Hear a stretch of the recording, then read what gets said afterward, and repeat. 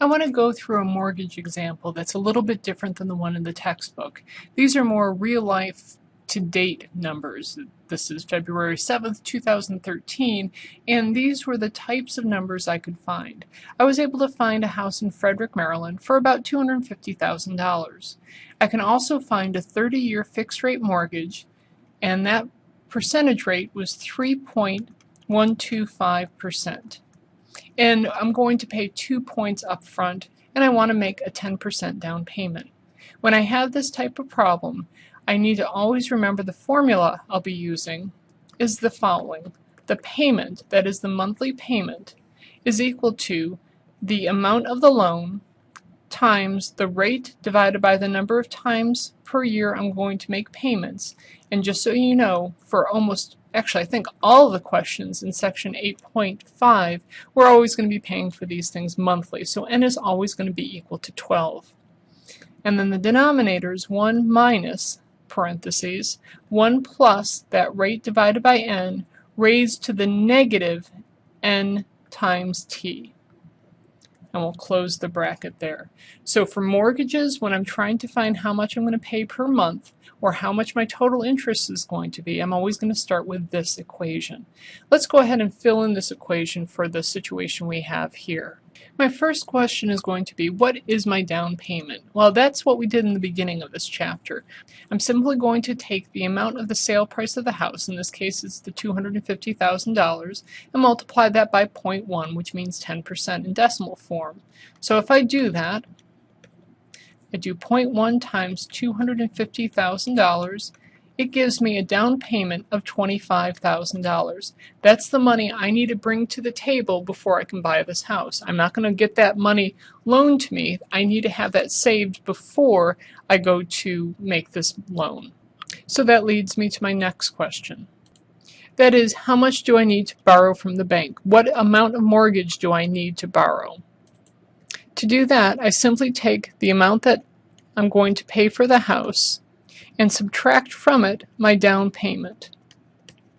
And when I do that, I see the amount I need to borrow from the bank is $225,000. That's the mortgage I need to get. The next question is, what are the costs of the points? If the points are 2 points, that means it's 2%. 2% of my loan, which is the $225,000. Again, not the $250,000. I'm only borrowing $225,000. So if I do that multiplication, I get that I have $4,500 worth of points. Again, that's money I need to bring to the table. So I'm ready to buy the house. I need to have that $25,000 down payment plus the points of $4,500. And that will mean I need to bring $29,500 to the table. The reason why we pay points is if you pay points up front, it usually means your interest rate over the 30 years is less. So the bank takes some of their money up front, but then lowers what you have to pay over the course of the year. And the next question is, what will our monthly payment be? Let's get a fresh sheet of paper to do this. So here's the formula we're going to need to use. My P in this case is $225,000. My rate is 0.3125.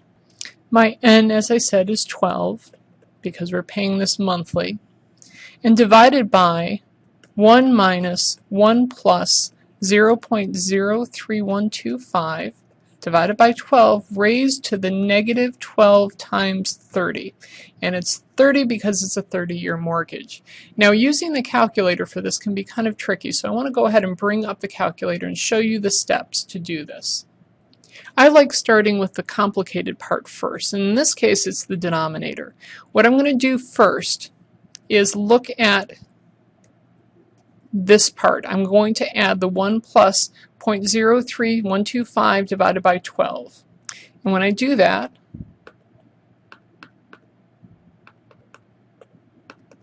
I'll hit enter, and that gives me the amount in the parentheses. Now I want to raise that to the negative 12 times 30. I'm going to make sure I use parentheses. If I don't use parentheses, I'm going to get the wrong answer. And I'm also going to be sure not to use the subtraction key, but the negation key on the calculator. That's the one that's directly below the number 3. That means negative 12. We're not subtracting, we want a negative 12. And I'll hit enter. And what that gives me is that whole bit. Now, I want to take 1 and subtract from 1 what I just found. The mistake people will make is at this point to say -1, but that's not what I want to do. In fact, I'd end up with a negative number in that case, and I'll never have a negative payment because I'm pretty sure the bank doesn't want to give me money. I have to give the bank money. So instead we need to say 1 minus, and then I'm going to hit second and ANS for second answer and hit enter. Now that gives me the entire denominator. I have that whole denominator. So I'm going to keep that in my calculator. Now I'm going to go back to my numerator. When I do this, I'm going to put everything in parentheses. I want my whole numerator in parentheses. 225,000 times 0.03125 divided by 12. I'm going to end my parentheses. That gives me my entire numerator. I'm going to take that and say divided by, and my denominator is saved in my calculator as 0.6079, da da da da. That's the last answer I had, so again I'm going to hit second answer and hit enter, and I'm going to get a monthly payment of $963.84. So the real question is, and this is what the bank doesn't ever talk about, is what is the total interest that I'm going to pay over the life of the loan? That is, what is the house really going to cost me? So we'll take our $963.84 and we're going to multiply this by 12 because we're paying this 12 times per year and we're paying this for 30 years. And when we do that, we find that the house ends up costing a total of $346,984.12. Now keep in mind, the $225,000, that's what we bought the house for. When I do my subtraction, it shows that I have paid, in addition to the $225,000 that the house cost me, an additional $121,954.12. That's a huge amount of money. So this is what the house cost you over and above what the actual cost of the home was. And to kind of bring this point home, I want to look at the same problem, but now I want to look at a 15-year loan. That is, what happens if I only borrow money for 15 years? Well, two things are going to be happening. First of all, I'm going to have to pay more per month. My monthly payment is going to be more. It has to if I'm paying it in half the time. But the total interest I pay will be less. So the down payment and the number of points are exactly the same. I'm not changing either the loan amount or how much I'm buying the house for, and the fact I need a 10% down payment and I'm still paying 2 points. Where the difference is how much I'm going to pay per month. So again, we'll use that same formula and we'll have the $225,000 principal. That's what we're borrowing. And we're going to multiply that times our rate, and it's the same rate, still divided by 12. And the denominator is going to be exactly the same. The only thing we're changing is that time, that t. So let's see what we get when we use this. Again, I'm going to start with my denominator, 1 plus 0.03125 divided by 12. I'm going to hit enter. Then I'm going to raise this to the negative 12 times, this time 15. And I'm going to say 1 minus second answer because I want to take that from the number 1. That's my new denominator. My numerator, again, I'm going to put in parentheses. And when I take that, I'm going to say divided by and then second answer. And I get a much higher amount. I'm now paying $1,567.37. And you might look at that and say, wow, that's a huge difference. That's a lot more money than the $963.84 that I came up with last time. But what the key is, how much interest am I paying in this case? I take my amount per month. I'm going to multiply it times 12 like I did before, but this time I'm only going to multiply it by 15.